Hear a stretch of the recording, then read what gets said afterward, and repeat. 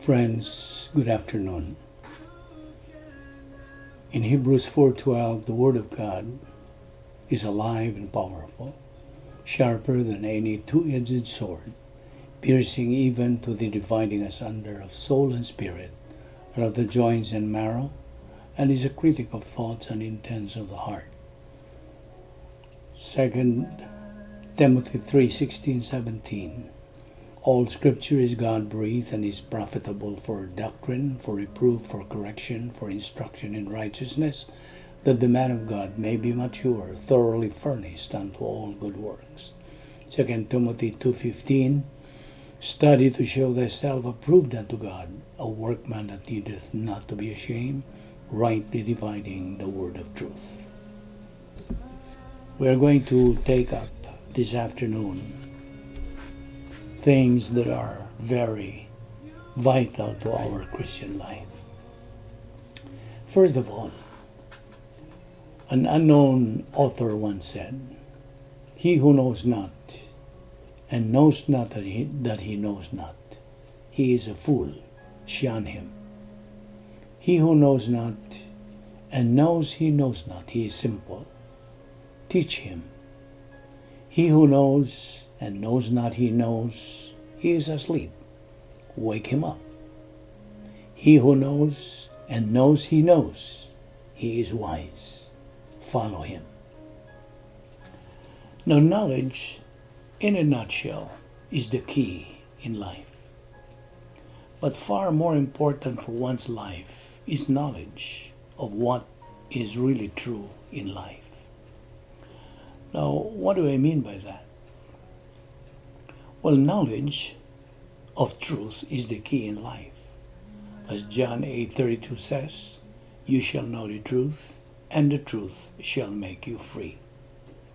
In other words, to follow this line of thought, one who is ignorant of truth is not free, right? Now, only the Lord Jesus Christ is the ultimate source of truth and freedom. How can we attest to this? We can attest to this through what the Bible says. The Bible, as we know, is the only source of this information. The Bible, containing the Word of God, is a very legal book. The whole Bible states God's law, a perfect law. Furthermore, the Bible is God's love letter to man. It is the food for our soul. It is the mind of Christ. And it is the source of knowing salvation. As one believer puts it, the Bible is spelled out as basic instruction before leaving earth. Yes, indeed. It is God's basic instruction manual for every member of the human race. It tells man how to get to heaven. It tells man how to have or how to live a life of meaning, purpose, and with definition. In short, it tells man who and what God is. And it also tells man who and what he is to God. So may I ask you tonight this very basic question. Do you have a purpose in life? Because a noted doctor recently said, medical science is giving us longer life, but no reason to live. Science cannot deal with the purpose to life.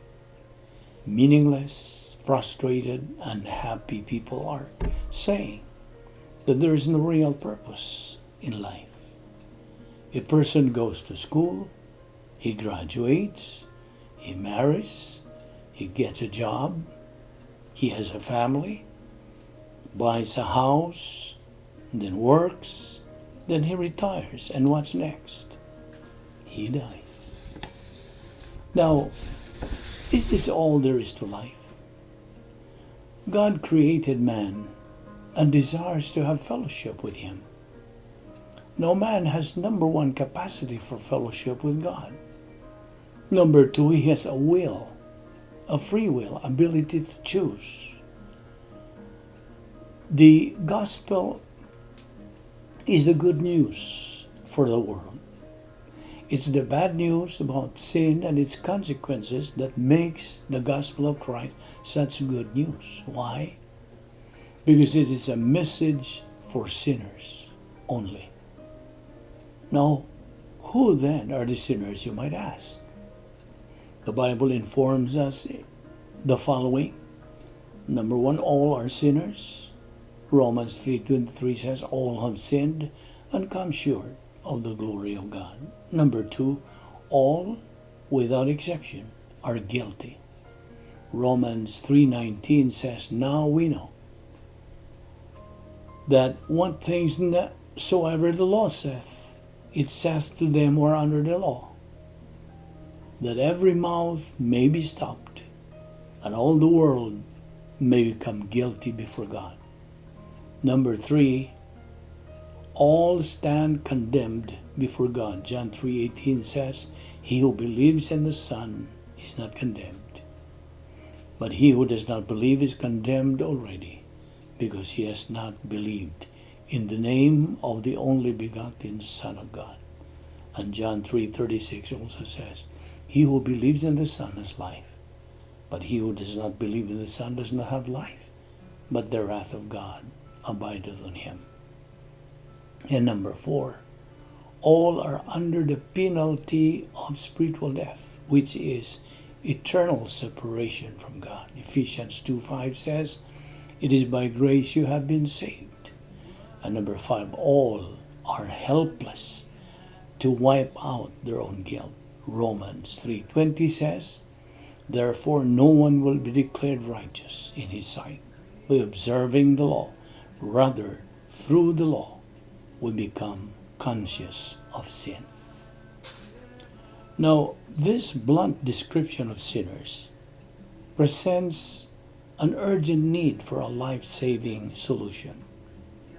The typical human solution is to try to make sure that our good works outweigh the bad and just hope that we will win God's approval. Christ's all-sufficient solution, however, was to perform the ultimate good work on our behalf. He died and paid the penalty for our sins on the cross. Now we all have a choice to make.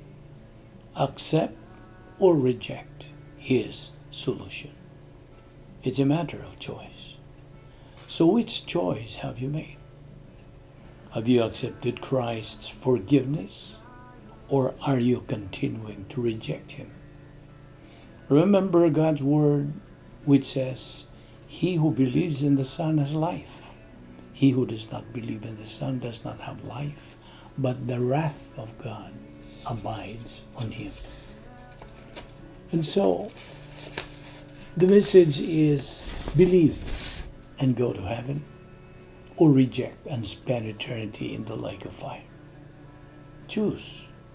Use your God-given free will. The principle stands, Christ is the only way to heaven. All other roads are detours to doom. Now let us remember the fact that life is too short. I think you agree with that. You may live in this life for 100 years or more than that, but it is still too short. Life hangs by a slender thread that can be snapped at any time.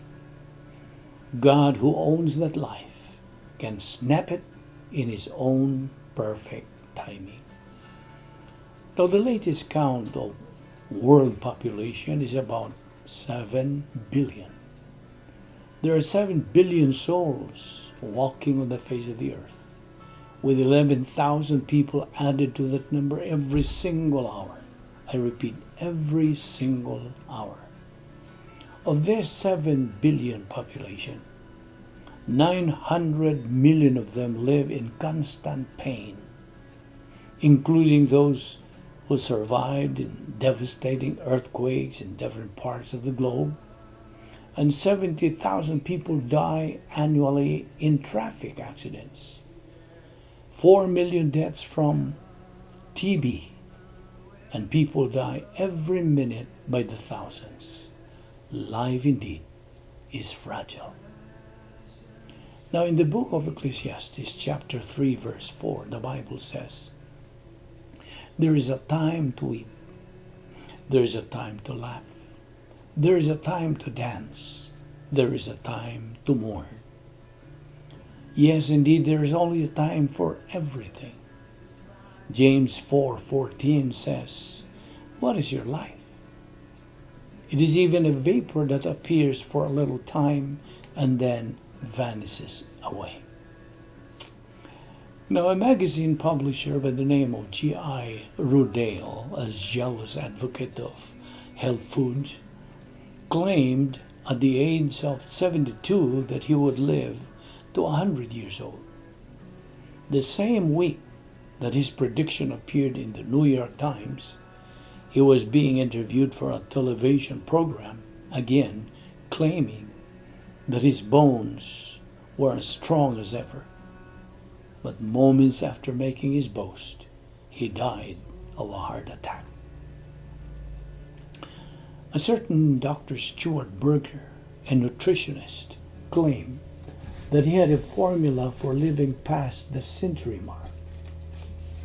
Although he has supposedly found the secret of youthfulness and had convinced many to follow his advice, he died in his sleep at the age of 40.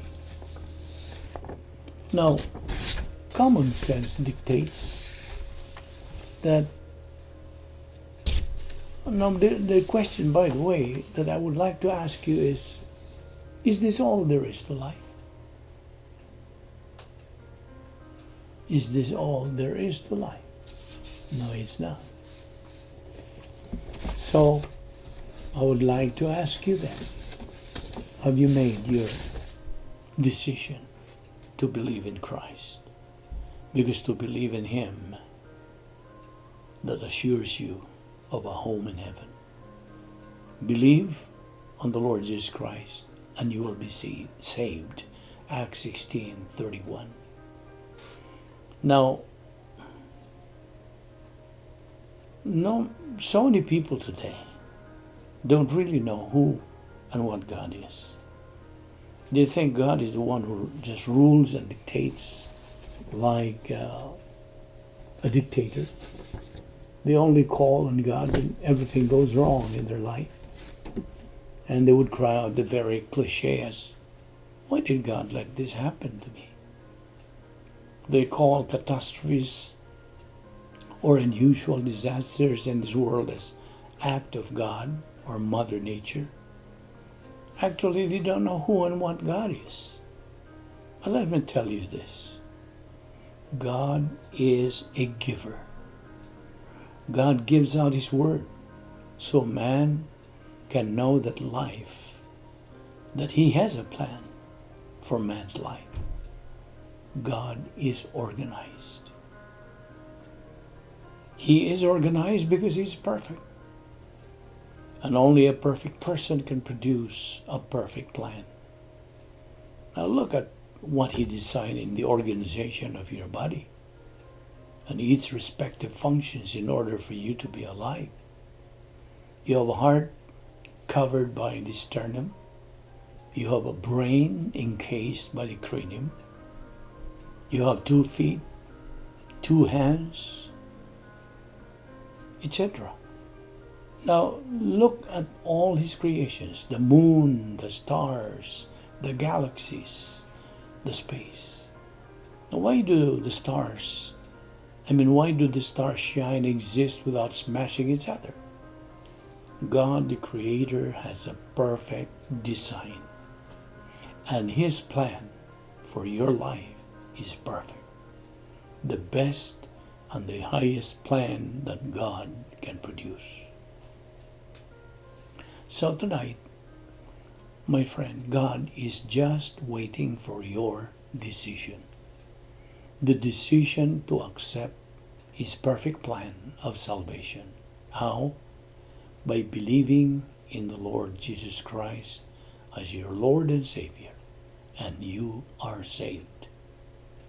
But if you reject Christ as Savior, there is a corresponding consequence for that decision. So the message is either you believe or reject Christ. Take note of that verb, to believe. The verb to believe needs an object. When you say, I believe in Jesus Christ, I is the subject, to believe is the verb, then Jesus Christ is the object. I represents any member of the human race. To believe is non-meritorious, meaning anybody can believe, but not everybody will believe. Again, because it's a matter of choice. Just as any normal member of the human race has the ability to assimilate solids and liquids, any normal person has likewise the ability to believe in Jesus Christ. Faith, then, is the key to your salvation. Jesus Christ has set you free, and that means you have been released to make your own choice about Him. You have the right to decide either for or against Christ. God, after all, is a gentleman. But also remember that God is perfect justice. He says what He means, and He means what He says. Believe on the Lord Jesus Christ, and thou shalt be saved. Thank you for listening this evening in our Bible study, and with your heads bowed and eyes closed. We are going to close our session this afternoon directed towards those who are without Christ, without hope, without eternal life. This is a moment in your life. No matter what you think, no matter what you believe, it's a moment of consideration. It's a moment to put everything else out of your mind and think about the person of the Lord Jesus Christ. What does all this mean? What is Christianity? Christianity is Christ. It's a relationship with God through Christ. Our Lord Jesus Christ said, I am the way, the truth, and the life. No one comes to the Father but by me. There's only one way to have that relationship, as the scripture says. Believe on the Lord Jesus Christ, and thou shalt be saved. Works, all the works you can do have nothing to do. Your works have nothing to do with your relationship with God. Why? Because you are a sinner. Because you are not perfect as God is perfect. Because His righteousness has to reject unrighteousness. And you are unrighteous, just like anybody else, no matter how many good deeds you do. That's where Christ comes in. That's how important He is. Because He is the only one who can present you faultless before God. How does He do that? He went to the cross. He went to the cross for one reason, to die. And to die for you. To die for every member of the human race. He didn't care whether people rejected Him or not. He died for them. That's God's grace. His absolute grace. And what does that mean for Him to die for us? It means that while He was hanging on the cross, God the Father imputed all the sins of all mankind to Jesus Christ. He took all your sins upon Himself. And when He did that, He paid the penalty. So, believe on the Lord Jesus Christ, and thou shalt be saved. Let us pray. Heavenly Father, we thank You once again for Your wonderful word to us, so that we might understand ourselves, so that we might understand the world around us from the divine perspective. May You guide us and protect us as we go back to respective places, respective homes. Bring us here once again in this kind of Bible study so we'll be able to know who and what you are, and we will know who and what we are before you. This we ask in Jesus' name, our Lord and Savior. Amen.